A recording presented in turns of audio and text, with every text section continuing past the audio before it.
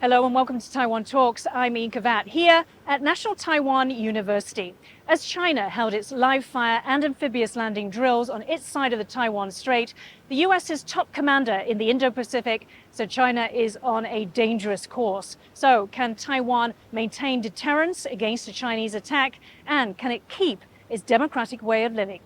Joining me today are Min-Hua Huang, National Taiwan University Department of Political Science Chair, Tso Chen-dong, National Taiwan University Department of Political Science Professor, and Tao Yi-feng, National Taiwan University Department of Political Science and Associate Professor.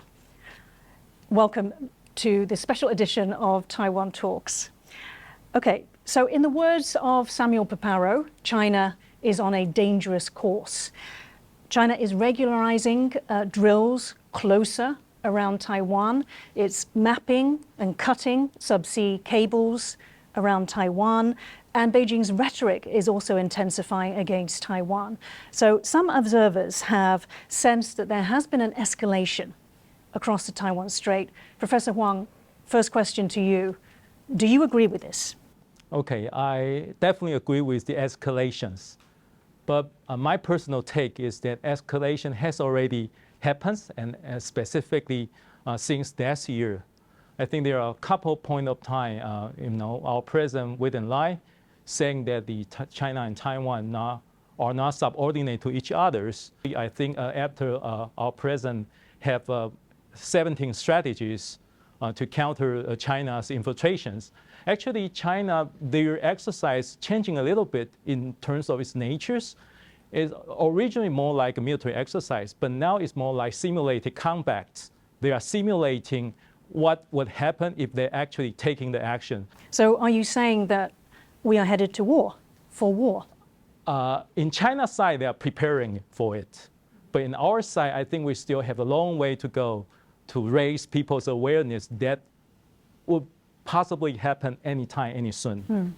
Professor Tao, does Taiwan have any choice in this matter? Well, can I answer the question whether it is an escalation? I think I agree, it definitely is an escalation. But for the starting point, I would, for me, it will be different from Professor Huang. I think it basically starts from Nancy Pelosi's visit that was 3 years ago. And since then, I think China has conducted a lot of so-called gray zone operation around Taiwan island. And they just cross the middle line quite often and try different kind of operation, try to show their capability of blockade and sometimes quarantine of Taiwan. It is a psychological warfare or a kind of mind game to threat Taiwanese people, to let Taiwanese people feel we should not have confidence of maintaining the way of our life.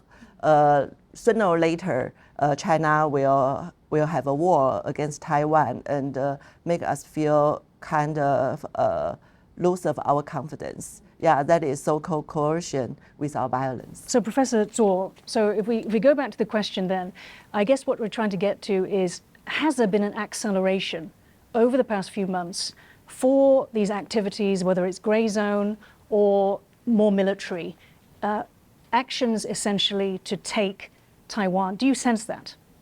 If we put the context of the last several years, yes, we are on the trend of escalation in terms of the possible military confrontation between the two sides across Taiwan Strait.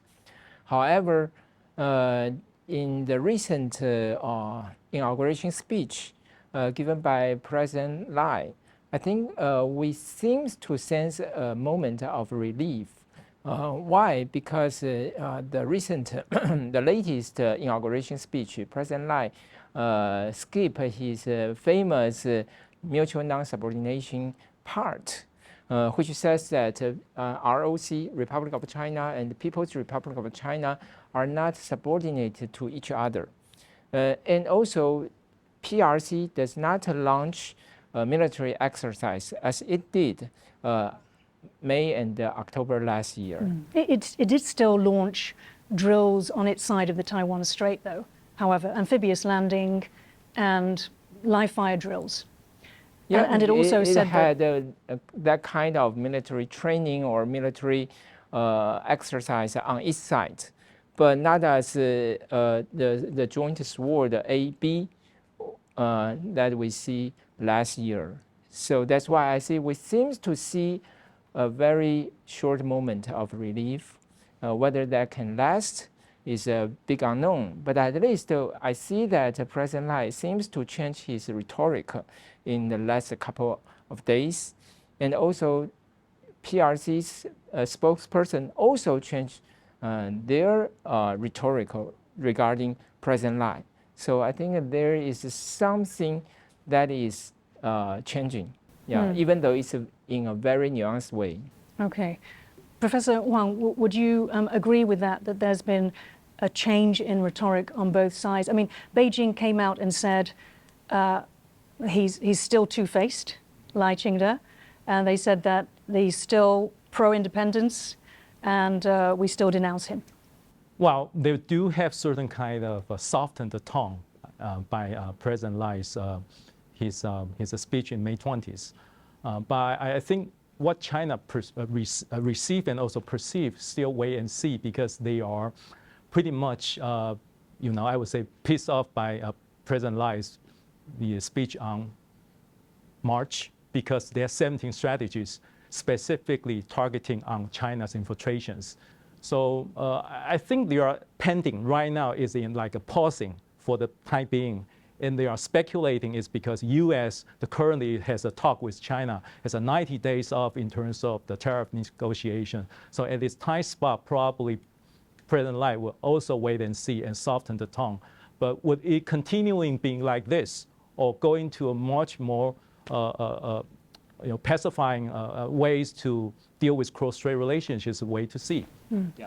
Okay, let's open it up to the floor. It is rare that we manage to get a live audience for Taiwan Talk. So very exciting to hear your views from young Taiwanese, ordinary citizens. So a few months ago, there was reporting about how young Taiwanese are perhaps more open, more receptive to China. And the reason for that is because of their use of TikTok and Douyin. Just want to get your views on that within your circles or the people that you know. Has there been a shift in the feelings towards China at all? Hi, I'm a poli-sci major. I'm a 20-year-old sophomore.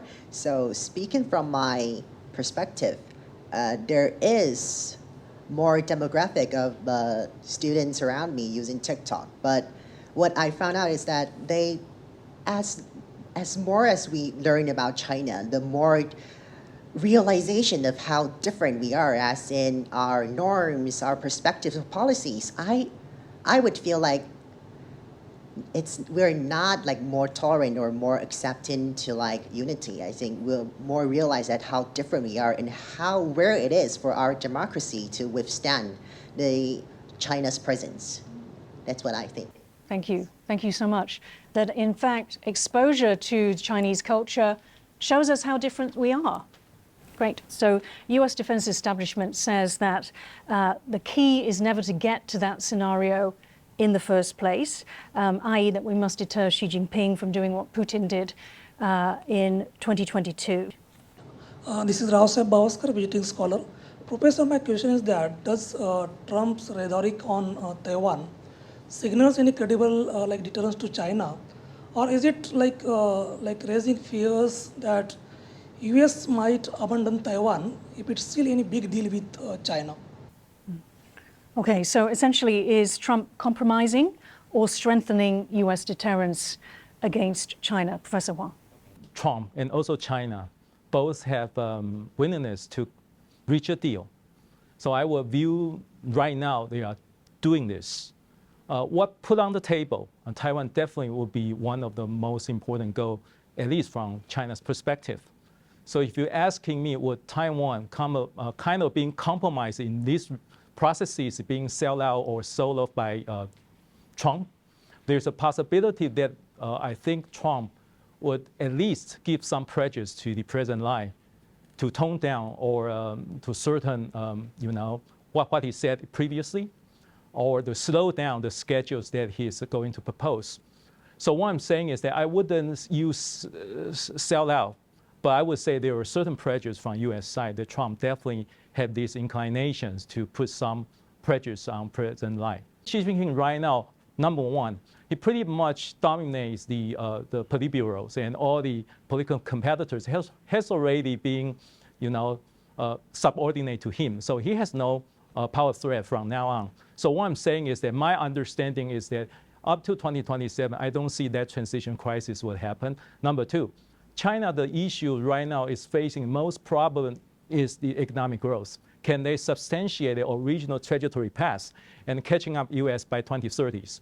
So I think China would try every way they can in this window of opportunity for the past 3 years to catching up the original trajectory. Now they believe they are behind, especially facing China's technological sanction and containment. So what I'm saying is from China's side, I don't think they had motive to launch this kind of military the attack on Taiwan. So having all those all together with Trump's trying to cut the deal in showing the American people he's winning over China. So I think both sides have a willingness to make a deal. And the side effect is that Taiwan might receive more pressures from U.S. side to soft the tone and prolong the original agenda that President Lai wanted to push over.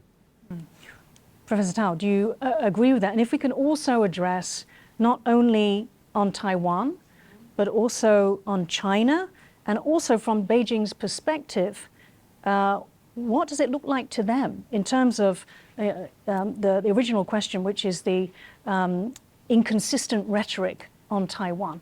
I think he will not make a deal over Taiwan because it's very hard for us to imagine how could he look good to the United States, to the people in the United States, the political elite in the United States, by selling out Taiwan to make a deal with China over Taiwan. It's hard to imagine. So I don't think he will make a deal over Taiwan in this term. So back to President Xi Jinping, I think he is a long-term strategist. He played a very long game for his great regeneration of the Chinese nation. So he definitely would think unification with Taiwan is the core of this great regeneration, his China dream.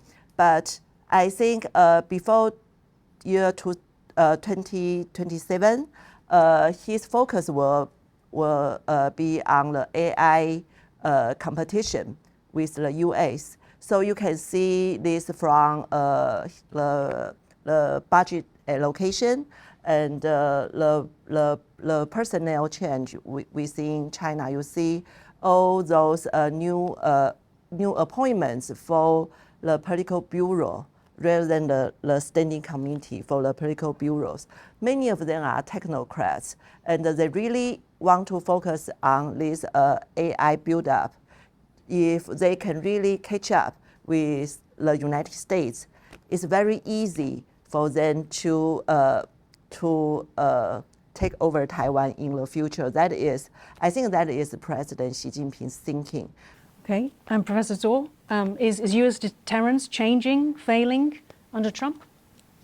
I'm afraid so. I think recently I read an article in the website of a conversation written by an Australian scholar. Basically, the scholar argues that under Trump's leadership, regional allies to the United States have lost their confidence in Trump's resolve in defending his Americans' allies. So they are thinking either to enhance their military investment, military buildup, and even to consider building up their own nuclear bombs. So I think this is a dangerous trend. And also, I think for President Trump, nothing is not negotiable. So I don't think President Trump is able to sell Taiwan out. But President Trump can put U.S.-Taiwan policy, can put U.S. commitment to Taiwan on the negotiation table, which we should be very worried about. However, the only thing that I can still keep my optimism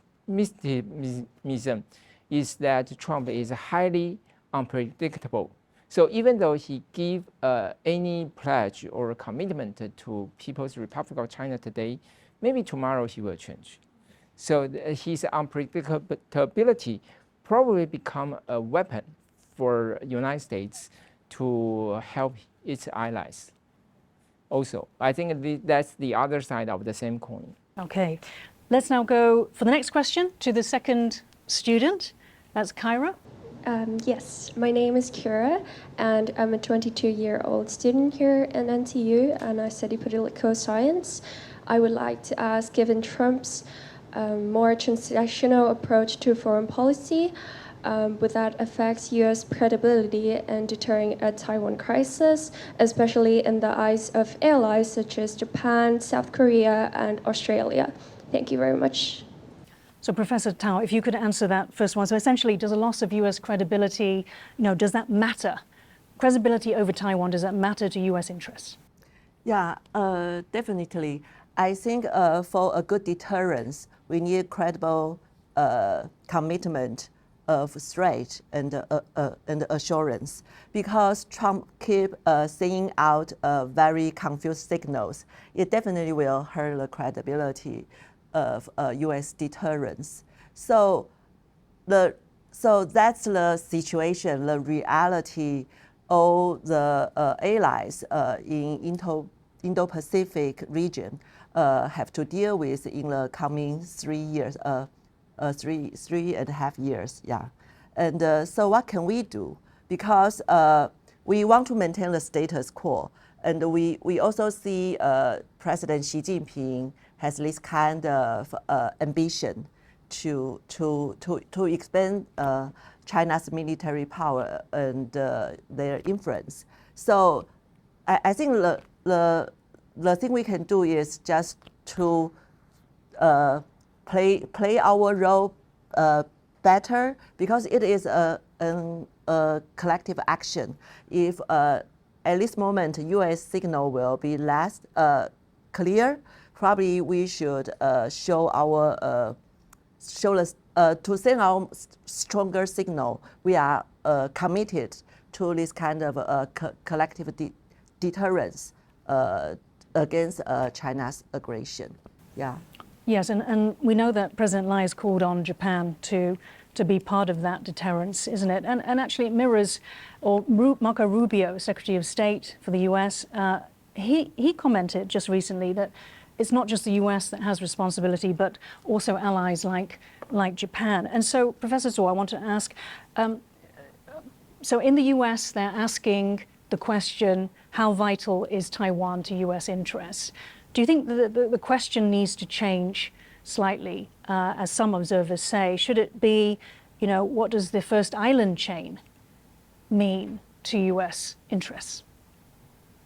I think bottom line is that any kind of informed discussion is worthwhile.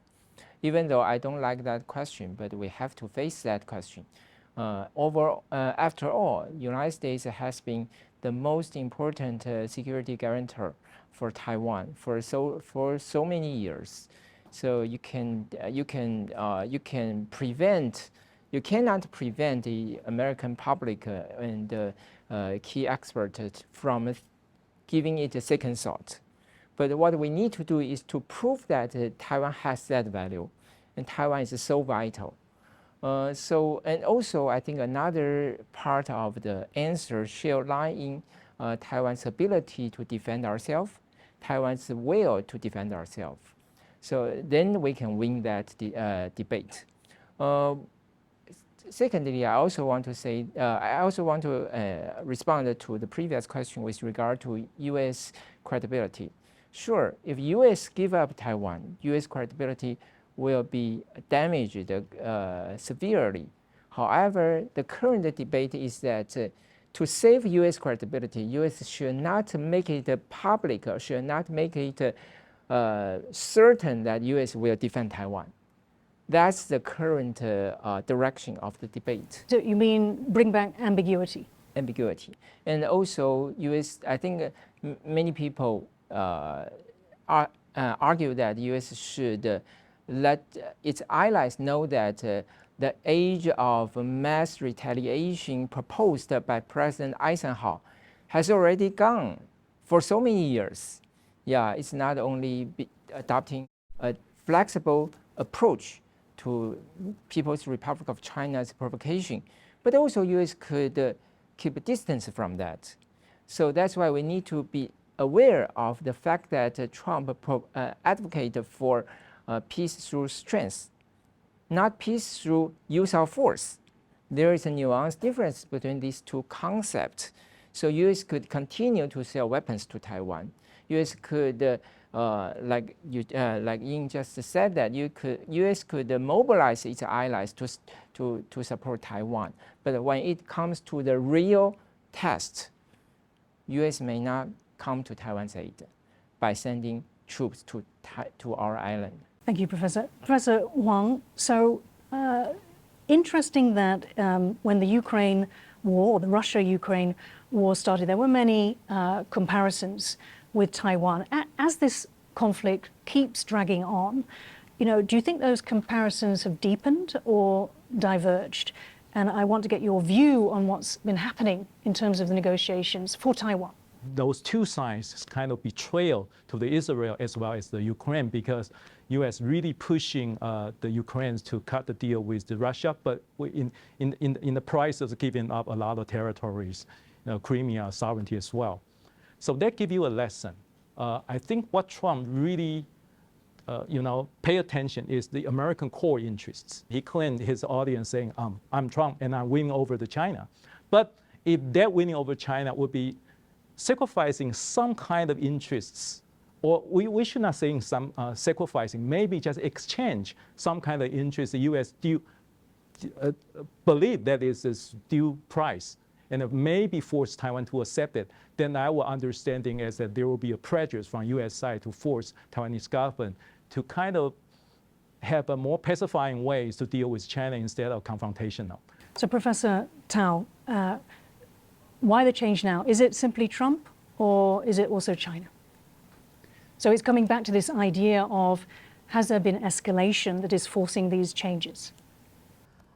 Well, I think what Trump wants in his second term, when he deals with Ukraine and the Middle East, I think as he promised during his election campaign, he wants to stop the war as soon as possible.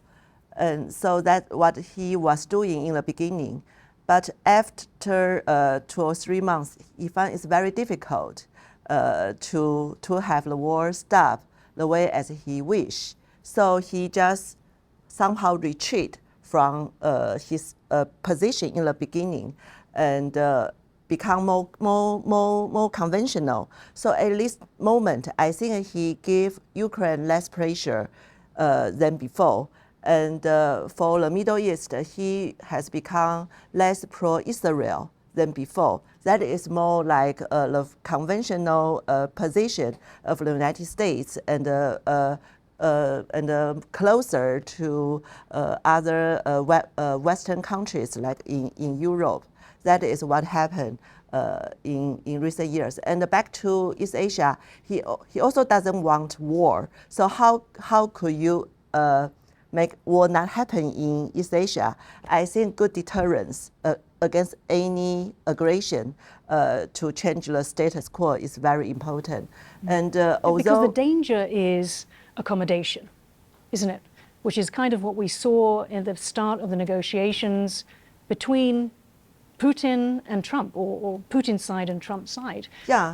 Yeah, that is what I think, because Beijing's strategy is to have so-called coercion without violence, or someone will say it's a 北平模式, Beiping model. That is, during the Civil War in 1994, China have Beiping hand over to the Chinese Communist Party without a fight.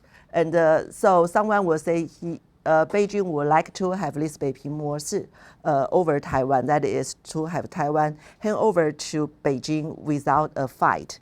And to achieve so, they will give Taiwan a lot of military pressure and have some infiltration within Taiwan, like during the 北平模式. Some of the KMT camp, some people in the KMT camp, like the daughter of the KMT general Fu Zuoyi, actually was already a secret agent of CCP. So for us to avoid this kind of a scenario happen, I think we must have a very strong commitment to our national defense as well as social resilience. And that is what the Anti-Infiltration Act is trying to do. Yeah. Okay, we're going to have to wrap it up there. I want to thank all of our guests, Min-Hua Huang, Tao Yi-feng and Tso Chen-dong, for your insights and your contribution.